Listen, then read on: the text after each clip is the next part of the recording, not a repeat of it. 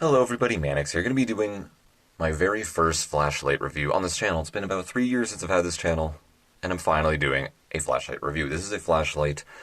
I've had this flashlight in particular for about 4 years, but I've had this model flashlight for about 8 years. This is I think the third one I've went through because I lost the other two over the years. I'll explain in a minute, but that's like me with most flashlights, not just this one in particular. Pocket clips on flashlights tend to be very loose, so I'll be running around in the woods or doing something, and some twig or something will just snag onto it. It'll make no noise, it'll fall into the leaves, and I won't hear it, and it'll just be gone. And that's happened to a lot. I must have lost 6 flashlights over the last decade that I've had flashlights because of that. Their pocket clips are just loose. But anyway, let's do the review. This is a great flashlight for the money. This is the Streamlight MicroStream. That's it, the Streamlight MicroStream. I don't know why I was talking as if there was like another name to it. This is the battery version. They have a USB version, which is about $10 to $15 more. Overall, I haven't tested that one yet, but just by looking at the specs, I'm going to say I would just get that one instead of this one if you want to pay the extra money. But if you want to spend as little as possible, this is still a great flashlight, especially if you're a battery guy. It takes one AAA battery in the center, as you can see right there. Retails, I think, at $20. I couldn't find the information on their website, but you can find these for as low as $17 online. It is 45 lumens. Its range on the website anyway says it is up to 41 meters, lasts 2.25 hours approximately, 3.6 inches in length, 1.1 ounce weight, and it says it is aircraft anodized aluminum. I don't know how tough that is because you can see right there from where it usually rests in my pocket when I pull it out. It's worn a bit right here, but it's been years. I've had this for years and years. I haven't carried it for years, but on and off throughout the years, I rotated through different flashlights as I'm trying to prepare for reviews and just test out what I like better. This is a great flashlight for the money. I like the length of it. It perfectly fits my fingers anyway. It's a tail clicky. It just means the button to turn it on is on the very back right there, the rear of the flashlight. There's only one single mode. There aren't multiple modes. There's no strobe. There's no low or high mode. It's either on or it's off. And generally speaking, I think I kind of like that actually for a flashlight. I don't like having to cycle through modes most of the time, but generally speaking, it's not that big of a deal either. You can hold it in to have it temporarily on, or you can click it all the way to toggle it on. So that's, I guess you could say that is another mode it has. If you just want to quickly use it, you can just lightly depress the button there. So that's nice. You can do a makeshift strobe if you wanted, for defensive purposes if you want to get into that. But yeah, you can toggle on it. It's relatively difficult to press in. It requires a fair amount of authority to do that, which is probably a good thing. You don't want it accidentally turning on and then wasting the battery. Now that AAAs are very expensive. But either way, we have a good length here. It's basically, it's like a thick pen almost. It's not like really wide, so you don't have a whole lot. It's not very hand-filling or anything, but it's a nice length to hold onto as far as your fingertips go, as you can see right here. So the grip is actually perfect.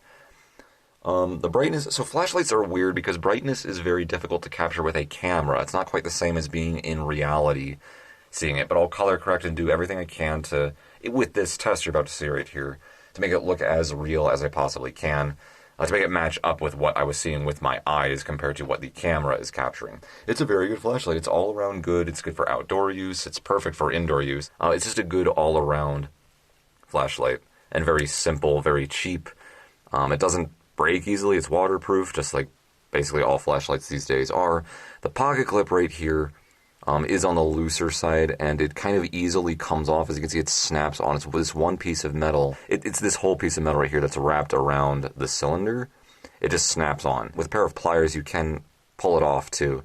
I'm going to try retightening this by taking it off and then bending it downward and putting it back on. But in every single case, it always automatically accidentally loosens up on me over time. If I took my finger to right here, and I could easily bend this back. It just looks like a piece of aluminum. So it's very easy to bend this pocket clip. That's just how most pocket clips are on flashlights, unfortunately.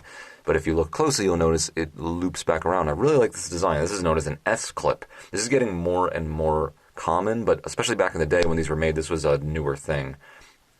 Generally, newer thing. You can clip this to the tip of your hat. If you have a hat that has a cap in the front of it, like I'll show you here, and then you can use it as a headlight, and that's extremely handy. I really like that design a lot. So I really like the S-clip design right there. Yeah, it's just a really simple flashlight. There's not really much to say bad about it. It's relatively lightweight. It's there is enough to grip onto despite being a thin flashlight. It's bright enough. I don't think it's too bright. I don't think it's too dim. You have a good ratio of spill to throw. Throw meaning how far the range of the flashlight beam is, and then spill being how wide the diameter of the beam is. So it's a very good all-around flashlight. If you wanted to give this to a gift to someone, you want to give this as a gift to someone who wasn't really into gear that much, not really into flashlights that much, they'd probably like this. It's very handy, very easy to use. It's very affordable, less than a $20 bill, generally speaking, to buy it. That's really all I can say about it. There's nothing negative really about it, but there's nothing like hugely positive either. It's just a good all-around flashlight, and it's very well worth the money. There's nothing I can really complain about it. Other than, I guess, the pocket lip being kind of loose. But then again, with every single flashlight I've had that had a pocket lip, that was the same thing. They're not like folding knife pocket clips. They're so much thinner and chintzier, and they're looser, and they fall out of your pocket easily. But I'm going to try to tighten this one down so I don't lose this one for once. But they're great. They're really affordable. They're not a big deal. As you can see, they will wear over time. That's just from me having it in my pocket. But I also have my keys in the same pocket as I have my flashlight. That's probably what kind of rubbed this off, was the metal on the key. So if it's just in your pocket with no other metal touching it, I don't think it's going to wear that fast. But it's not the most durable coating either. Despite being called aircraft aluminum, I don't know how durable that even is. It sounds durable, but I don't know.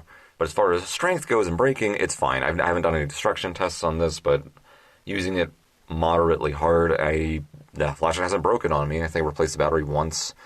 Personally, if you're going to get this, if you want to spend the extra $10, I would just go with the USB version. The Streamlight MicroStream USB, I think that's the name of it. According to its specs, it is brighter and lasts longer, and you can recharge it with a USB cable, so you don't even have to worry about replacing the battery. Not that it's that big of a deal, though, but if you want to save the money, this will work just fine in a pinch. So excellent EDC flashlight. I have not really any complaints about it. It's very good for the money. So I'm repeating myself. Basically, this is a good flashlight. You should get it if you can afford it. You don't want to spend any more money. I don't think you're going to be disappointed. Very good all-around EDC flashlight. Recommended by your friend, Mannix.